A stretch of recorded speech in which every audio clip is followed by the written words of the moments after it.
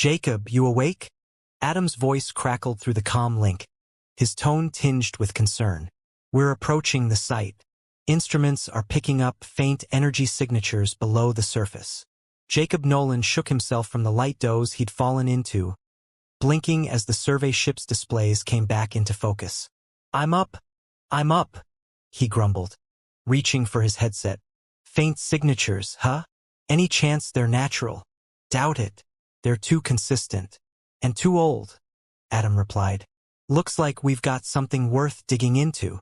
Jacob glanced at the planet's surface as the ship banked low over craggy, reddish terrain. The endless ridges and valleys were cast in shadows by the dim, distant star they orbited. Guess we'll have to see for ourselves. The survey craft's landing thrusters fired as Adam gently set it down.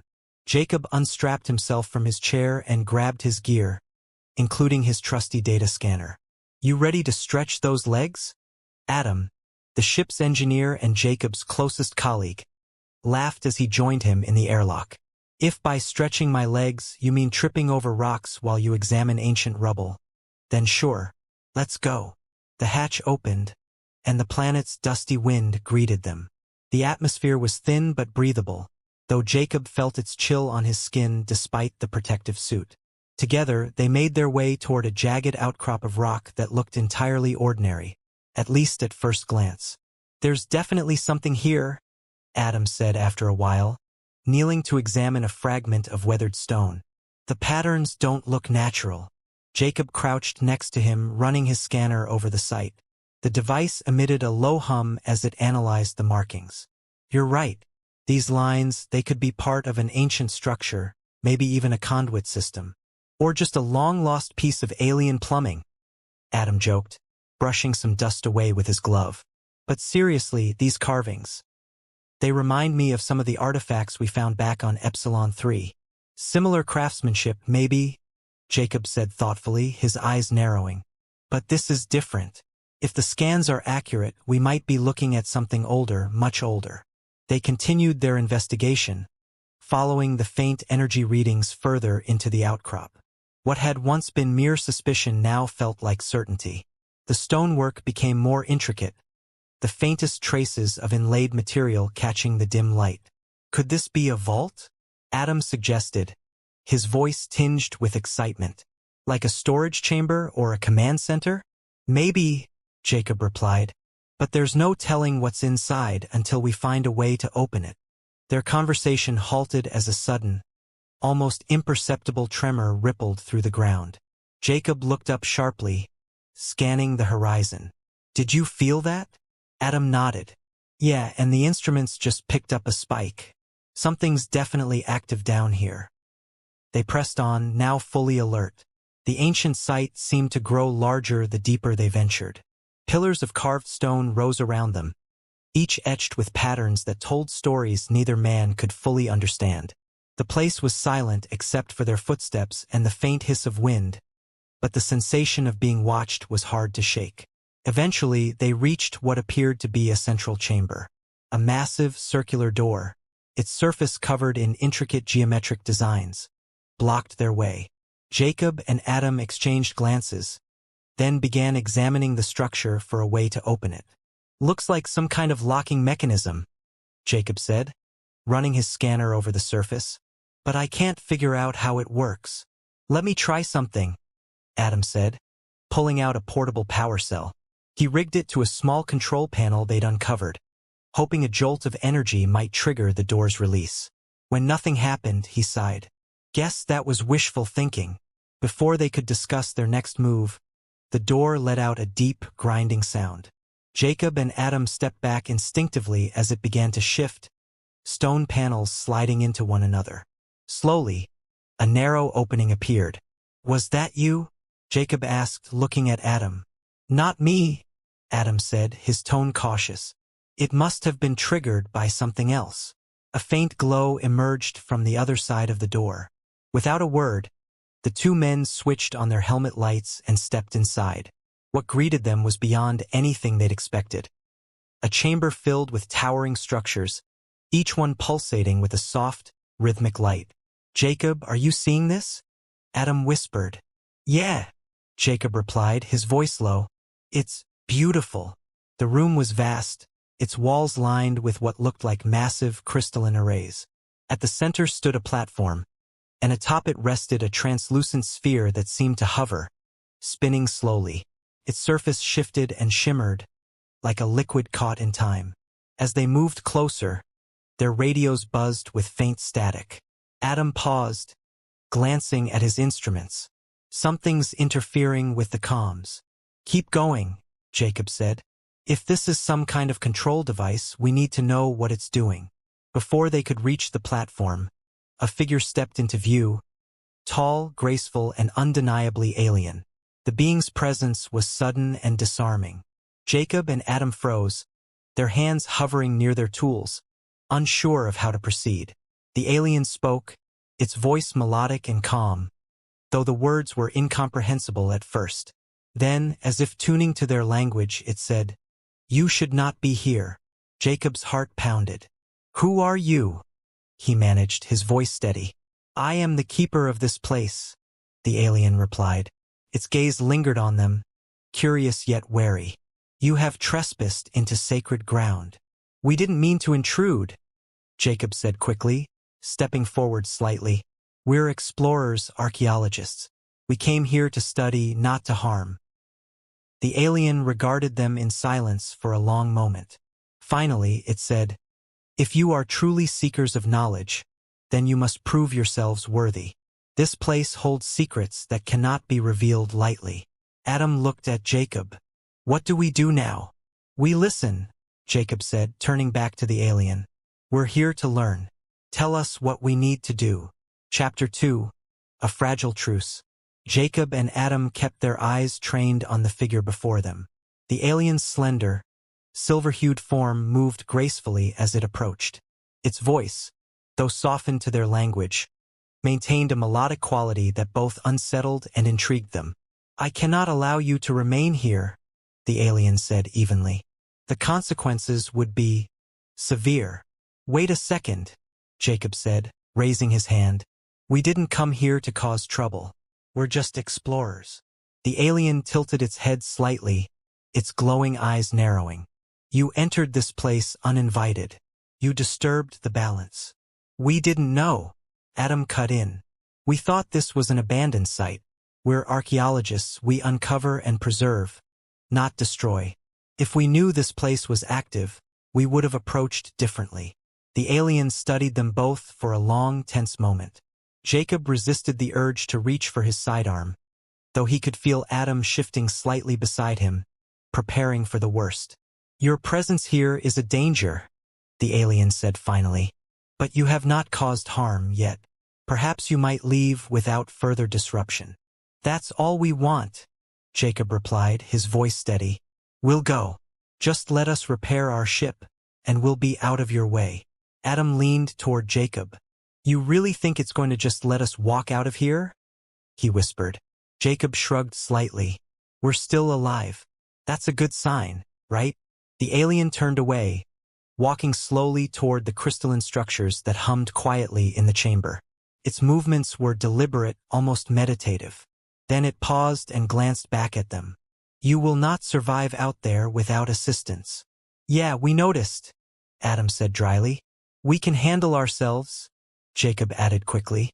"Just show us the way out, and we'll be fine." The alien seemed to consider this. "If you mean to leave, I will provide the means.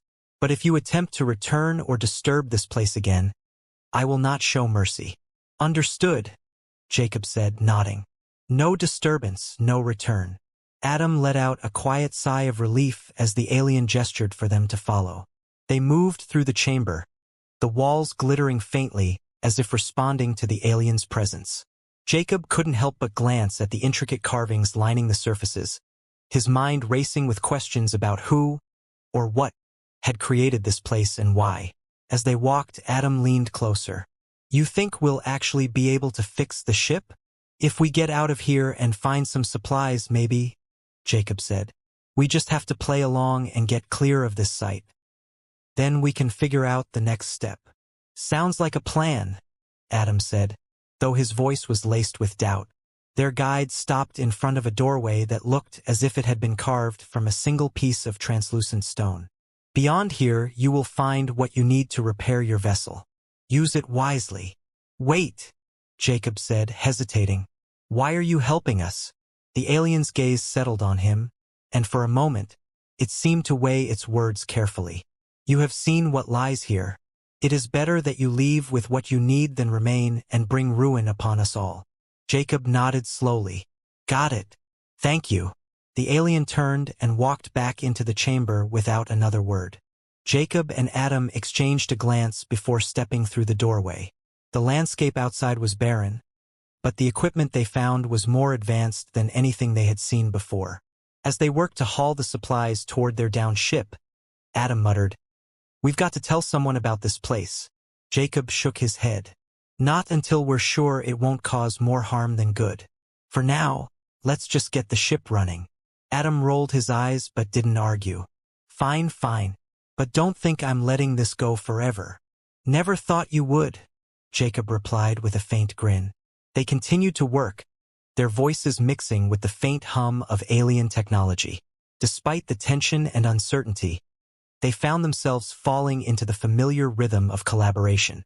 Neither spoke of the alien or the threats it had made, but both knew the encounter had changed the course of their mission, and possibly their lives.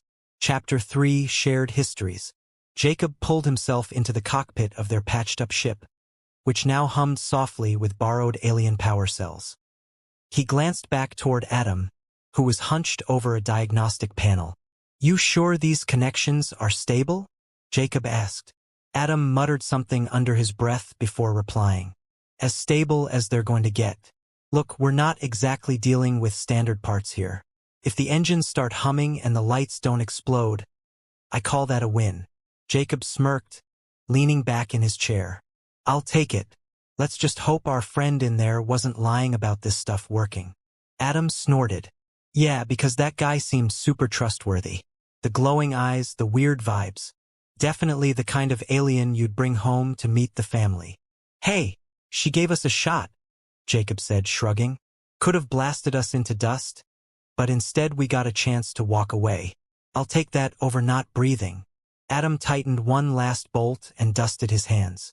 "Well, we've got power. If it doesn't blow up, we should be able to fly out of here. So, what's the plan now?" Jacob stared out at the horizon, where the strange ruins still loomed in the distance.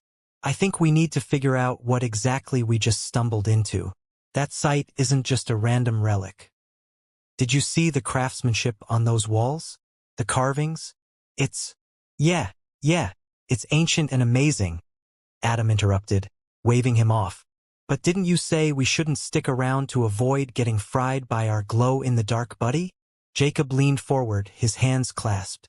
"I'm not saying we head back in, but we need to put the pieces together. Those markings, there's something familiar about them. They remind me of the inscriptions on the Montero ruins back on Epsilon 3. You remember the way they formed those geometric patterns? How they used the same kinds of flowing lines?" Adam sighed. "I remember. But we've seen dozens of those sites, Jacob. Not all of them are connected." "I'm not so sure about that," Jacob countered. "What if they are connected, just scattered across different systems, different planets? What if this site is part of a much larger network we never pieced together? And what good does knowing that do us?" Adam asked, rubbing the back of his neck. "I mean, say you're right. Say this is part of some ancient interstellar subway map or whatever. Do we tell someone? Do we risk coming back? Because I don't think that alien wants us poking around anymore." Jacob leaned back again, chewing on his thoughts. "No, I don't think we can tell anyone, not yet. Not until we know more. But we've got recordings, scans, all the data we could scrape before things got heated. If we study it carefully, maybe we can figure out what it all means. Maybe there's something here that could change our understanding of, well, everything." Adam shook his head. "You and your big-picture thinking, man. Always trying to find the universe's secrets in a pile of rocks." Jacob grinned. "And you're always here to make sure I don't get myself killed doing it." They both chuckled, the tension easing just a little. Adam crossed his arms and leaned against the wall. "So what do we do now?" Head back to base, start analyzing the data, and see if it all connects to that big mystery you're chasing. Exactly, Jacob said. And maybe, just maybe, we'll find something that changes how we see everything out here. Right? No pressure or anything, Adam said with a smirk. Let's just hope we don't get ourselves vaporized in the process. Hey, if it means uncovering the truth, it's worth it, Jacob replied. Adam rolled his eyes. You're lucky I'm used to your ridiculous optimism. With a final laugh, they turned back to their ship's consoles. The engines began their low, steady rumble as they prepared for takeoff. But in the back of Jacob's mind, the intricate patterns, the glowing structures, and the mysterious aliens still lingered. Whatever this place had been, whatever it still was, Jacob knew they'd only just scratched the surface. Chapter 4. Uncovering Secrets. Jacob stood next to Adam at the ship's main terminal, sifting through the raw data they had pulled from the alien ruins. On the monitor, a tangled web of symbols and lines formed a seemingly incomprehensible map. I'm telling you, this pattern looks intentional, Jacob said, pointing to a cluster of lines that curved into intricate spirals. It's like a coordinate system, or maybe a set of instructions. Adam leaned in closer, squinting at the screen. Sure it's not just decorative art? Some aliens get all fancy with their glyphs. Could be their version of, I don't know, wallpaper. Look here, Jacob said, tracing the lines with his finger. These spirals intersect with these smaller, sharper markings. We've seen something like this before on the Montero ruins and even the Varnos site. The structures were different, but the inscriptions had similar intersections. It can't just be a coincidence. Adam crossed his arms. So let's say it's not coincidence. What do you think it is exactly? A star map? A set of blueprints? Possibly both, Jacob replied. If we can decipher these connections, we might be able to figure out what this place was for. It's too deliberate to be random decoration. My guess? It's a link in a larger network, maybe some kind of ancient transit system or a chain of research stations. Adam whistled low. A chain across multiple systems? That's ambitious. But okay, say you're right. Where do we even start with cracking this code? This isn't exactly human language we're dealing with. Jacob smiled faintly. That's where pattern recognition comes in. We cross-reference these glyphs with the records we've got from other sites. It'll take time, but if there's any consistency, we'll find it. And once we do, we can figure out what these inscriptions are pointing to. Right? Adam said, rubbing the back of his neck. And once we figure it out, then what? Go chasing after another ruin? Another alien site that probably doesn't want us there. Jacob chuckled. That's the spirit. But seriously, if we find a new site, it might have more advanced tech. Something that could benefit everyone. Think about it. What if this network was built to share knowledge or resources? What if it still works? Adam raised an eyebrow. What if it's a warning system or a defense grid or something we shouldn't mess with? Ever think of that? I'm not saying we poke every shiny thing we find, Jacob said, though the grin on his face suggested he'd certainly consider it. But we can't ignore the potential here. This site wasn't random. It's part of something bigger, and we might be the first people in 1,000 years to realize it. Or the first people in 1,000 years to screw it up, Adam muttered. But despite his skepticism, he started typing commands into the terminal, helping Jacob organize the data. Fine, let's see what we can piece together. But if we unlock a galactic death ray, I'm pinning it on you. Deal, Jacob said. Hours passed as they combed through the inscriptions, comparing patterns and highlighting recurring shapes. Adam often muttered under his breath about how much simpler it would be if the ancient aliens had used straightforward labels like exit here or power switch. But over time, the connections between the glyphs became clearer. There, Jacob said suddenly, leaning closer to the screen. Look at this segment. It matches one of the sequences we found at the Varnos site. Adam narrowed his eyes at the screen. You sure? Looks a little off to me. No, it's the same pattern, just rotated. See how these 3 lines form a triangle. They match the angles exactly, Jacob explained, gesturing emphatically. Well, I'll be damned, Adam said, shaking his head. So what does that mean? It means we've got our first solid connection between this site and another. If the patterns align, we can triangulate their positions and start mapping the network, Jacob said, his excitement palpable. Great, Adam said, though his tone was more measured. Now we just have to find the next piece and the next piece after that. This could take months, years even. That's how archaeology works, Jacob said with a shrug. One piece at a time. But once we've got a few points on the map, we'll have a direction. And who knows what we'll find at the end of it? Adam rolled his eyes. Another alien telling us to go away, probably. Maybe, Jacob admitted. But maybe not. Maybe we find something that brings it all together. Something that explains why they built this network in the first place. Adam shook his head, though he couldn't help a small smile. You're hopeless. You know that? I prefer relentlessly curious, Jacob said. Now let's get back to work. The sooner we crack these patterns, the sooner we'll know what they're leading us to. With that, the two men resumed their efforts, their banter filling the cramped space of the ship as they pored over the data. The ancient eye, Adam's patchwork fixes. He leaned back in his seat, arms crossed, watching Jacob run his finger along the data display. You're sure this is a good idea? Adam asked, breaking the silence. Jacob didn't look up from the screen. You keep asking me that. Well, you keep giving me the same vague answer, Adam shot back. You've got this grand plan, and I'm still not seeing where it's going. Jacob finally turned to him, resting his elbow on the console. You're seeing it right now. We've got a pattern. We've got coordinates. We know this site connects to others. If we follow the trail, we might find something that changes everything. Might is doing a lot of heavy lifting there, Adam said. You really think it's worth chasing this down? What if the next site is just another pile of rocks? Jacob shrugged. Then it's another pile of rocks. But what if it's not? What if it's the key to understanding why this network existed? What if it leads to technology, knowledge, something that could help humanity, help all of us? Adam threw his hands up. You and your what-ifs. We're out here piecing together ancient breadcrumbs while everyone else back home is just trying to survive. I get it, I do. This stuff is important. But you're betting a lot on a hunch. Jacob leaned forward, his tone quieter. It's more than a hunch, Adam. We've got the data. We've got the patterns. This isn't guesswork. It's… Yeah, I know, science, research, discovery. I've heard the spiel, Adam said, waving him off. Fine. Let's say we find this next site. What then? Do we just keep chasing down coordinates forever? No, Jacob said firmly. We chase them until we find out what's at the center.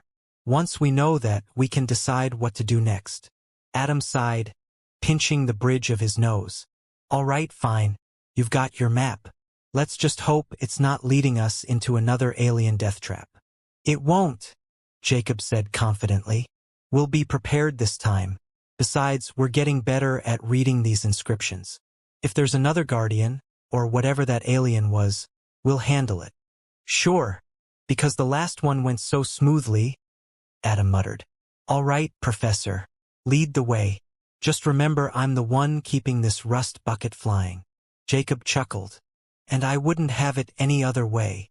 They worked in tandem for hours, plotting the course to the next set of coordinates. Adam handled the ship systems, keeping the engines stable and the navigation calibrated, while Jacob sifted through the data, matching symbols and cross-referencing their findings with records from other digs. Their banter filled the small cabin, a mix of teasing and the occasional heated debate, but it was clear they relied on each other's expertise.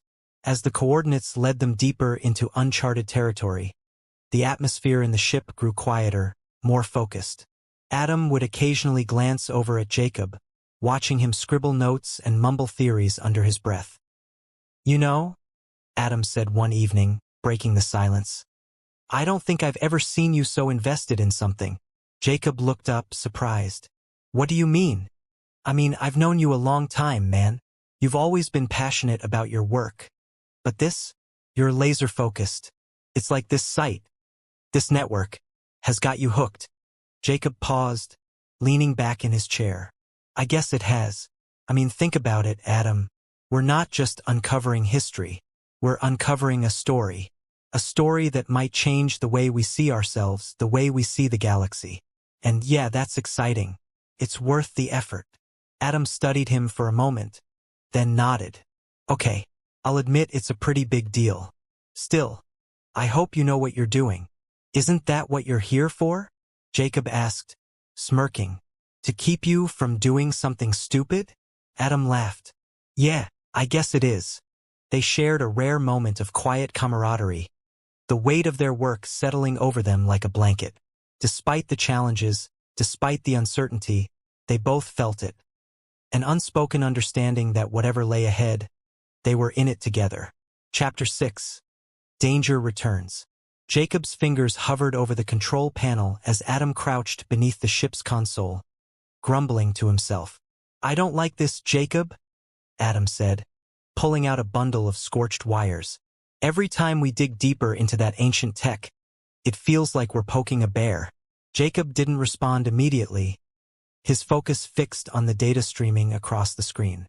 If we don't keep digging, we'll never know what these sites are connected to. It's too important to let it go.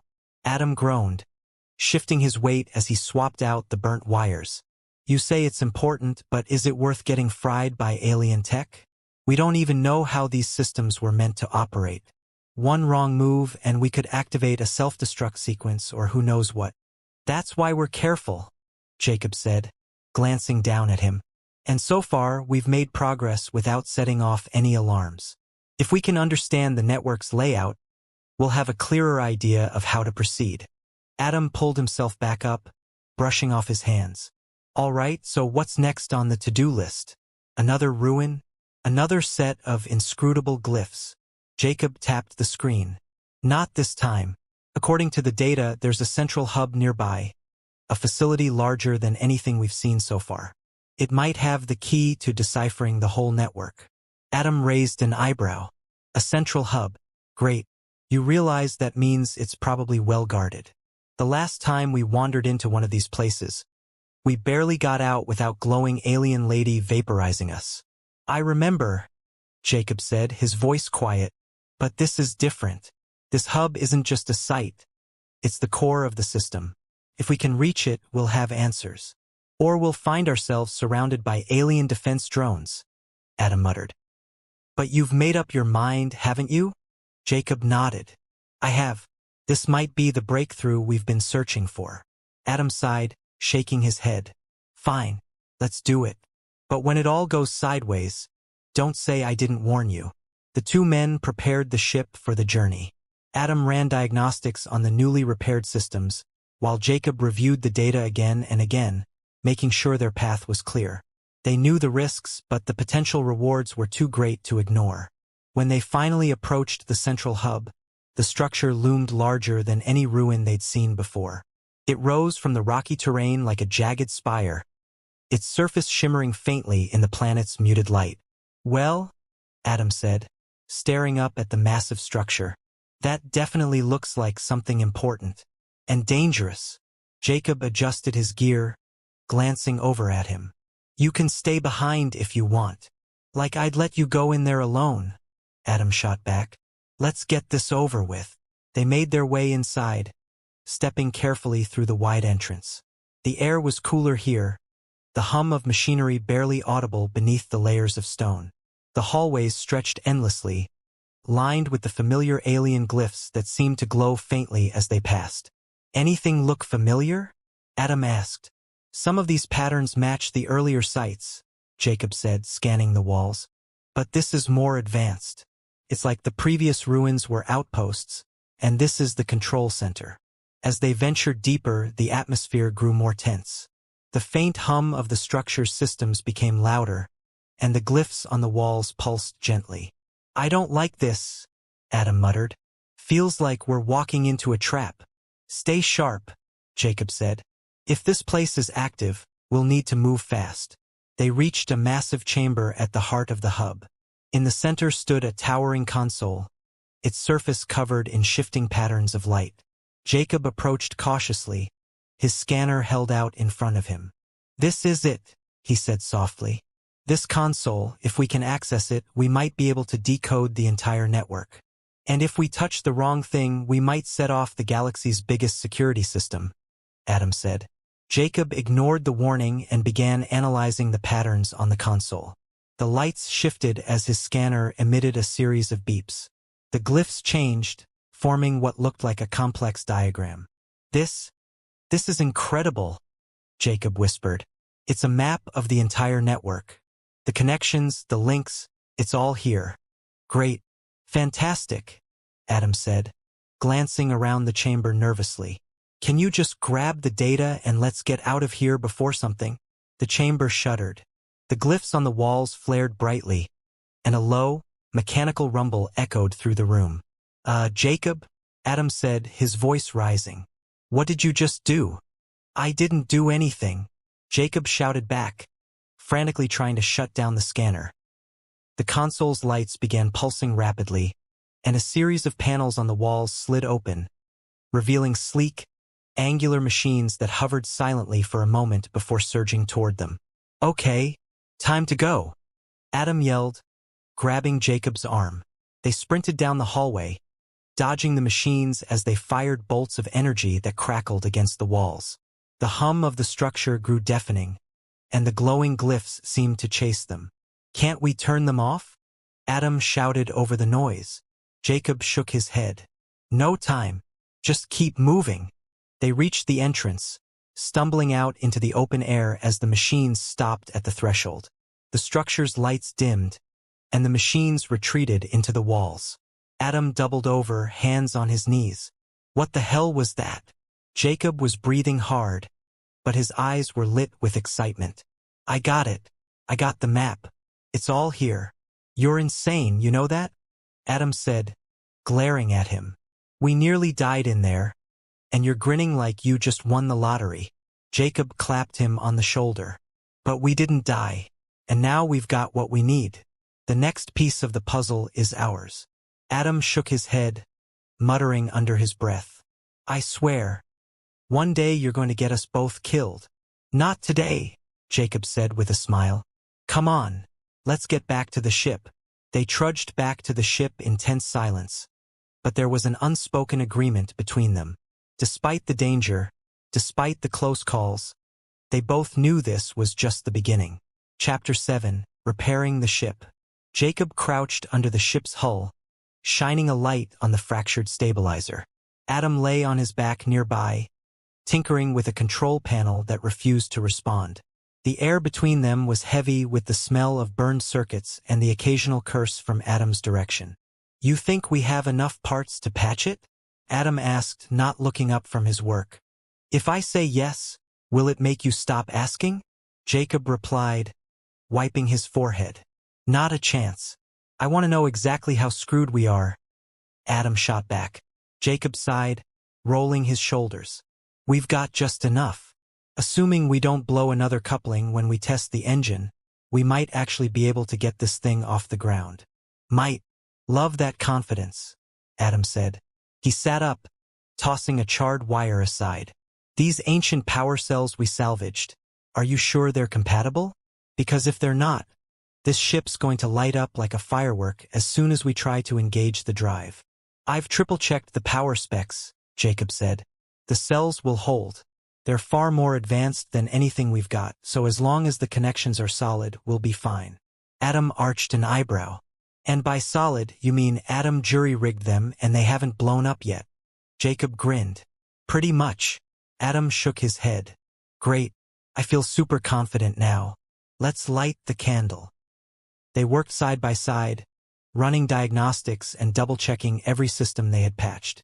The small interior of the ship felt even more cramped as they moved around each other, swapping out parts and connecting the delicate alien components to their more rudimentary human tech. You ever think about what happens if we don't get this working? Adam asked suddenly, breaking the relative silence. You mean if we're stuck here forever? Jacob asked, not looking up from the wiring harness he was splicing. Yeah, not exactly a paradise planet out there. And I'm pretty sure the locals would prefer we stay as far away as possible. Jacob paused, then shook his head. That's not going to happen. We've come too far to stop now. This ship's going to fly. You say that like it's guaranteed, Adam said, chuckling dryly. But I guess that's the kind of optimism that got us here in the first place. Jacob smirked. I prefer to think of it as persistence. Now hand me that connector. Adam tossed the component over and Jacob caught it deftly. They continued working, falling into an easy rhythm. Though their banter was often laced with sarcasm, it was clear they trusted each other's skills. After several hours, Adam finally leaned back, letting out a long breath. Okay, I think that's the last of the repairs. But before you say, let's fire it up, I want to run another diagnostic. Fine by me, Jacob said, sitting back and stretching his arms.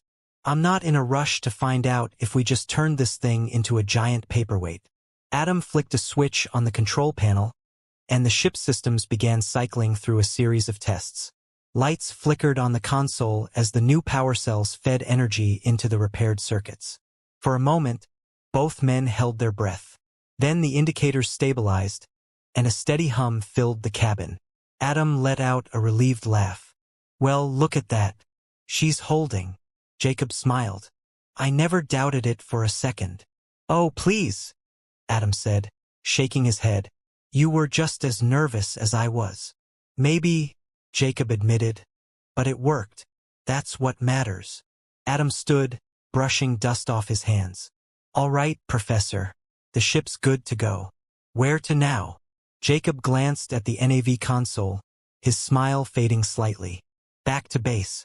We've got data to analyze, and we need to figure out our next step. Adam frowned. So no more diving into alien ruins for a while? Not until we know what we're dealing with, Jacob said. The network is bigger than we thought. If we're going to keep chasing it, we need to be smarter about how we approach it. That's the first sensible thing I've heard you say, Adam muttered. Jacob laughed. Hey, I'm not just a reckless adventurer. I think things through. Sometimes. Could have fooled me, Adam said, grinning. They prepared the ship for liftoff, running through final checks and securing their supplies. The engines hummed steadily, the alien power cells blending seamlessly with the human tech. As they strapped in, Adam glanced over at Jacob. You think this is just the start? Jacob nodded. I do. There's more out there. More than we ever imagined. We've just scratched the surface. And if we're lucky, what we find next will make all of this worth it. Adam raised an eyebrow. If we're lucky, huh? Well, here's hoping your luck holds out. Jacob smiled. It's not luck. It's determination. Now let's get off this rock. Adam rolled his eyes. Yeah, sure. Let's see if this bird can actually fly. The ship's thrusters roared to life, lifting them off the ground. As the barren landscape fell away beneath them, Jacob and Adam shared a glance. Two men facing the unknown, ready for whatever came next. Chapter 8. A New Beginning. Jacob adjusted the ship's heading as Adam monitored the newly installed systems. The alien power cells were holding steady, the hum of the engines smooth and uninterrupted. For the first time in days, the two men felt a momentary sense of calm. Still think this was a bad idea? Jacob asked without turning his head. Adam leaned back in his seat, his arms crossed. Not as bad as I thought it'd be. I mean, we're still alive, the ship's flying, and I haven't had to crawl into the engine bay again. Yet, Jacob smirked. See? I told you it'd work out. I didn't say it's working out, Adam corrected. I said it's not as bad as I thought. There's a difference. Jacob chuckled. You keep telling yourself that. As they moved away from the planet, the console lights dimmed slightly. Adam sat forward, watching the readings carefully. Power cells are still steady, but they're fluctuating a bit. We might want to keep an eye on that. Noted, Jacob replied. For now, let's focus on getting back to base. Once we're docked, we'll have the resources we need to fully analyze this data. Speaking of the data, Adam said, pulling up the readout on his screen. Any idea what we're actually looking at here? I mean, you keep saying this could change everything, but you haven't exactly been clear on what everything is. Jacob took a deep breath. What we've found isn't just a single site. It's a network, an ancient infrastructure that spans multiple systems. If we can fully map it, we might uncover how these ancient civilizations operated, how they moved between worlds. And if we're lucky, we'll find out why they stopped. Adam raised an eyebrow. And that's worth risking our necks? Think about it, Jacob said. If this network still works, if even parts of it are still active, it could revolutionize how we travel, how we connect with other species. This could be the key to unlocking faster interstellar movement, to linking isolated colonies. The possibilities are endless. Adam shrugged. Or we might just be digging up some long-dead culture's transit system. Could have been a glorified space bus line for all we know. Jacob laughed. Sure, maybe it was. But even a space bus line would be an incredible discovery. The technology alone is beyond anything we've ever seen. If we can understand it, who knows what we might accomplish. Big dreams as usual, Adam said with a sigh. I guess that's why I keep sticking around. Someone has to make sure you don't blow yourself up. Jacob smiled. And I couldn't do it without you, partner. Adam rolled his eyes. You could at least pretend you'd survive without me. No chance, Jacob said, grinning. You're too good at keeping this ship running. I'd be lost without you. They lapsed into a comfortable silence, the steady hum of the engines filling the cockpit. Outside the viewport, the stars stretched on endlessly, their distant light a reminder of just how much they had yet to explore. Adam eventually spoke up again. So what happens when we get back to base? You really think the bigwigs are just going to let us chase these ancient ruins across the galaxy? Jacob's expression grew thoughtful. We'll have to convince them, show them what we've found, what it could mean. But more importantly, we'll have to choose our next step carefully. This isn't just about proving something to anyone else. It's about figuring out what we do with what we know. Sounds like a lot of work, Adam said. You sure you're ready for that? Jacob leaned back in his chair, his gaze fixed on the stars. I'm ready. Whatever's out there, we're gonna find it. We've come this far. I'm not turning back now. Adam smirked. All right, Professor Nolan. Lead the way. Just try not to get us killed. Okay? Jacob grinned. No promises. As they continued toward their destination, their conversation shifted to lighter topics. Old stories from previous missions, the time Adam had accidentally triggered a dust storm by knocking over a scanning aura.